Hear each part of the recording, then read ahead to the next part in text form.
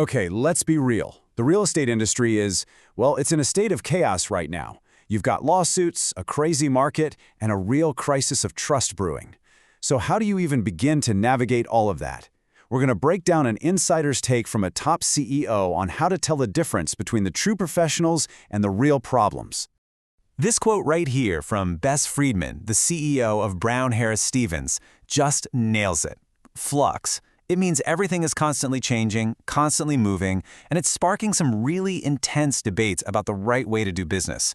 And that's exactly why her perspective is so important to unpack right now. So here's our game plan. We're going to start with this idea of the industry in flux. Then we'll talk about the fundamental golden rule and weigh the pros and cons of real estate teams. Then we get to the heart of the matter, the major difference between doing private sales the right way and these controversial private listing networks. First up, real estate in flux. Our guide for this journey is Bess Freedman. You know, as the CEO of a major luxury brokerage for 8 years, she's not just watching the storm from the sidelines, she is right in the middle of it, trying to steer the ship.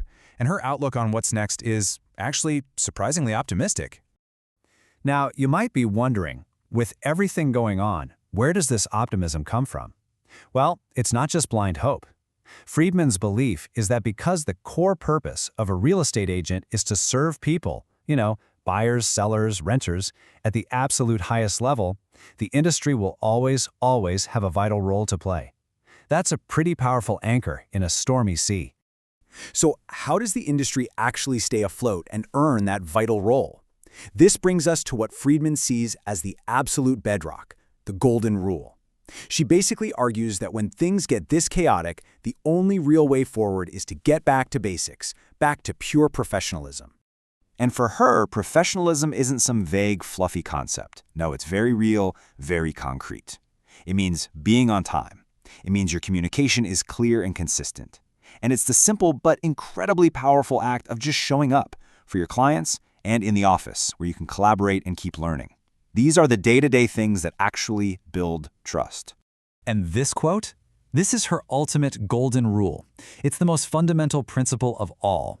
Freedman is pretty clear that she thinks the industry has, in some ways, lost its way on this.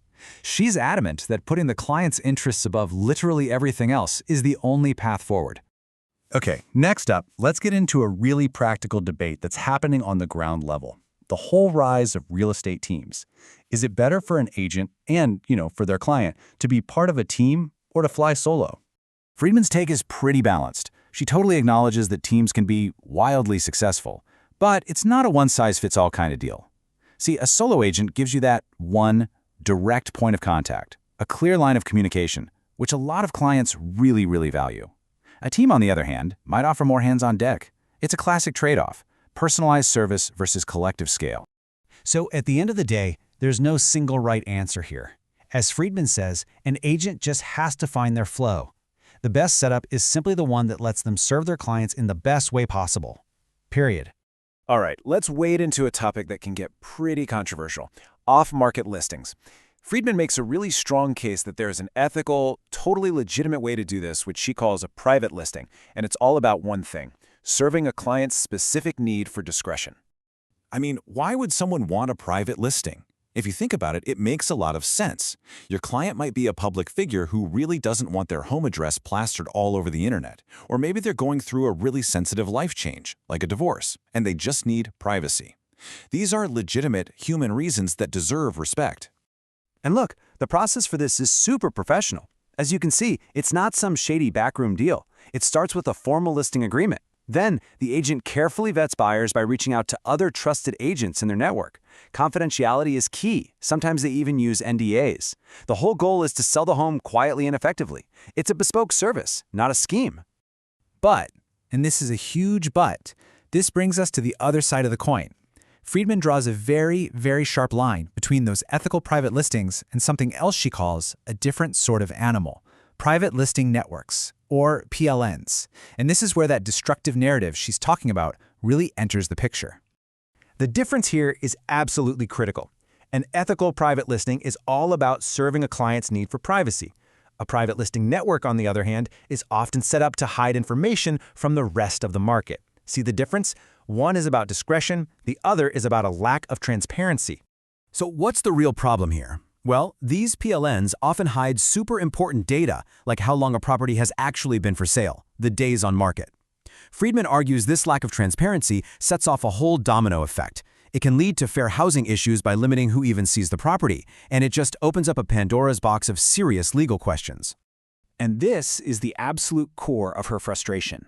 She believes the average person doesn't understand what these networks are and is, quote, being fed a narrative that I think is very destructive to our industry.